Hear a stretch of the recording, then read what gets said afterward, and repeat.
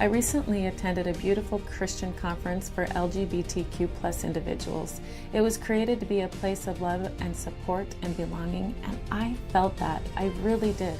I'm incredibly grateful for the people who are building spaces like this, spaces where people can be honest about their pain and feel seen. But I left with a heavy heart, not because of the people, not because of the tender stories I heard, but because they were missing a vital truth that would start their shift from pain to freedom. A transgender individual pleading to be accepted, a gay man crying because he doesn't feel seen or understood. And my heart just broke. In every tear, I heard this message: please, someone out there, validate me. Please change so I can feel okay.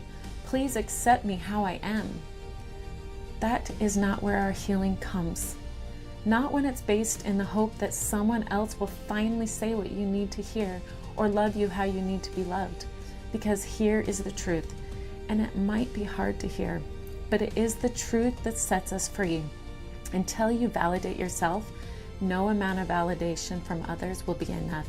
Until you love yourself, it will not matter how many people say they love you. And I say this with deep love and empathy, not judgment.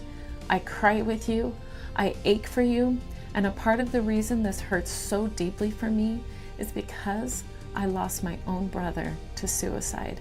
He was experiencing same-sex attraction, and he carried so much shame, so much pain, and not enough self-love to survive it.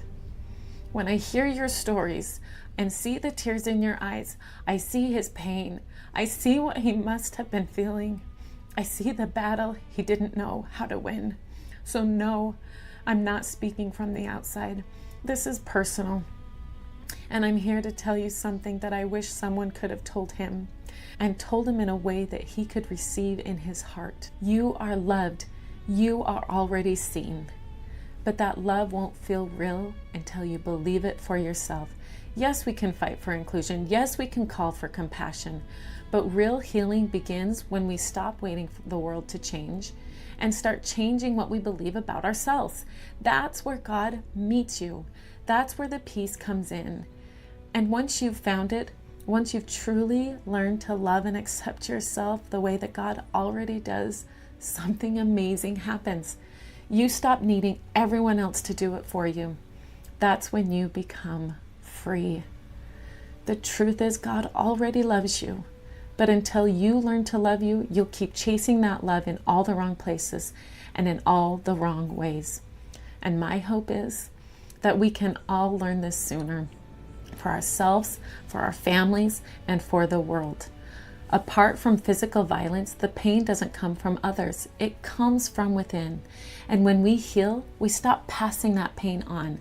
I learned this truth when I was in so much pain, believing I was not being seen or accepted by the people who I thought were my friends. And now I am free, full of love and compassion for myself and others. This topic is tender and it's layered, and I'm not trying to reduce your experience. I'm trying to lift it. Let's keep having this conversation, not with blame, but with courage and compassion. Please comment below and share your heart. I'm here for you. I want us to imagine a different world, the possibility of a new kind of world. Imagine marriages where spouses own their feelings instead of blaming each other. Imagine political discourse where people responded with thought, not rage. Imagine streets safe from violence because people manage their feelings instead of unleashing them. But here's the thing, the shift, it doesn't start out there. It starts right here, in your mind and in your heart and in your life. Imagine no longer chasing validation. You look inward and you find God waiting. Imagine seeing your reflection and whispering, "You are worthy," and meaning it. Imagine walking into a room not needing approval, just carrying peace. Imagine hearing the old voices of shame and choosing not to believe them anymore because you have found a higher voice and he speaks love. Imagine waking up tomorrow and saying, "No more blaming, not today." Imagine choosing faith over fear. What if we stopped assigning blame and began instead to own, with grace, our role in shaping our inner world? What if we saw how our chosen thoughts can either soothe or intensify our pain? and trusted God as the true source of healing, strength, and peace. Ownership is quiet, but it's not small. Charlie Kirk's death didn't start with a gun. It stands as a devastating reminder of what happens when we refuse to own our emotions, when we abandon responsibility and search outside ourselves for relief that only comes from within. So now I want to invite you to reflect. What pain are you carrying that you have been waiting for someone else to fix? What emotions have you laid at another person's feet, or maybe even at God's? Just take a moment and ask yourself, what would it look like if I took full ownership of how I feel today? What could shift if I stopped waiting for someone else to do it for me? You don't have to have all the answers, but you do have a choice. And here is the good news. You don't have to do it alone. God empowers us to master our minds and our hearts. He doesn't just command us to love, He teaches us how. He doesn't just call us to peace, He becomes our peace. So lean into that partnership, own your emotions, turn to Him for healing, and let's be the kind of people who change the world, not by force, but by the quiet power of self-mastery led by love. Charlie Kirk's death is a tragedy, but if it wakes us up to this one truth that no one else is responsible for how we feel, then maybe, just maybe, his death can plant a seed of ownership, a seed of healing, a seed of change, a seed that can grow into a world with fewer tragedies ahead.